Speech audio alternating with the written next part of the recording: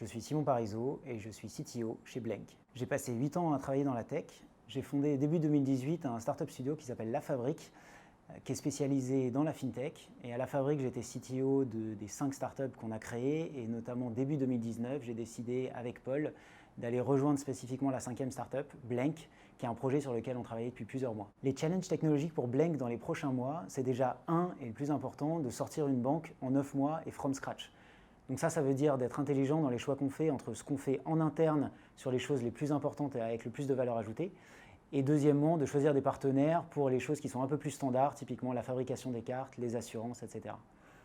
Et le deuxième gros challenge technologique, c'est de poser des bases technologiques qui sont saines pour un produit qui va être amené à beaucoup changer derrière. Donc ça veut dire deux choses. Ça veut dire, déjà, choisir des stacks technologiques adaptés. Pour ça, on a choisi serverless pour toute l'architecture.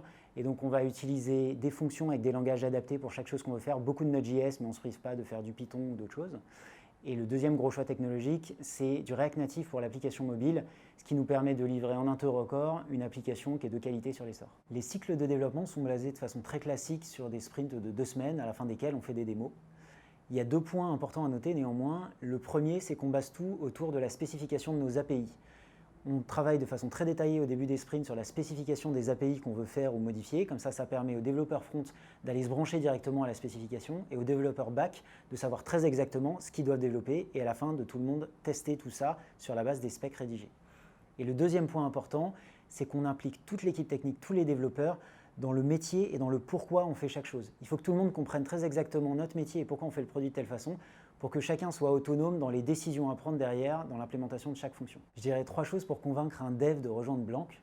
La première, c'est déjà qu'on n'est pas là pour faire de la tech pour faire de la tech. On implique tout le monde dans le pourquoi on fait les choses, dans comment on fait le produit et dans les enjeux qu'il y a derrière. Ça rend le projet extrêmement intéressant. La deuxième chose, c'est qu'on est tous là avec l'envie d'apprendre. On est sur des stacks innovantes et on ne se prive pas d'ajouter très régulièrement des nouvelles technologies et on est tous là pour avoir l'envie de découvrir. Et la dernière chose, c'est qu'on est sur un projet qui est très ambitieux. On est en train de construire une banque et beaucoup de choses au-dessus de la banque et ça rend le produit Blank absolument passionnant à développer.